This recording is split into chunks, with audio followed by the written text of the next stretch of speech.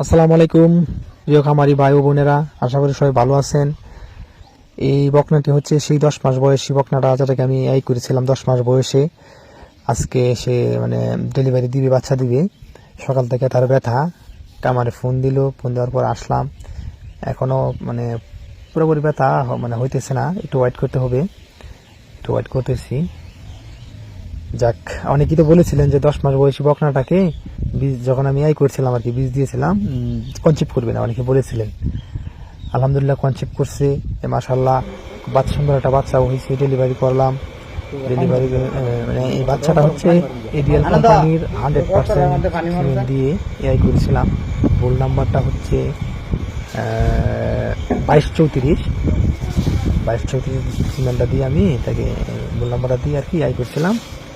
তো দুধের রেকর্ড আশা করতেছি ভালো হবে, কারণ এখন যে বাচ্চাটি দিচ্ছে, যে বকনাটা, তার মা দুধ দিত 10টার উপরে, মানে 12-13টা দুধ দিত।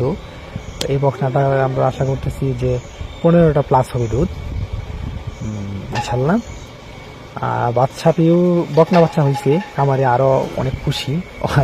মানে তার খামারে সব বকনা বাচ্চা হয়, মানে এই যে সবগুলা বকনা, মানে যে বকনাটা এখন বাচ্চা দিছে, তার মার বাচ্চা সে বকনা, আবার তার মার একটা বাচ্চা দিচ্ছে, সেটাও বকনা।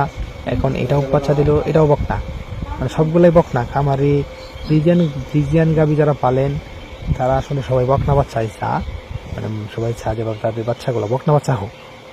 তো ওই খামারিটা আসলে আমি বলবো যে অনেক লাকি, তার সবগুলা বাচ্চাই বকনা বাচ্চা হয়। মাশাআল্লাহ, বাচ্চা খুব সুন্দর হয়েছে, গ্রোথ ভালো ছিল, আছে।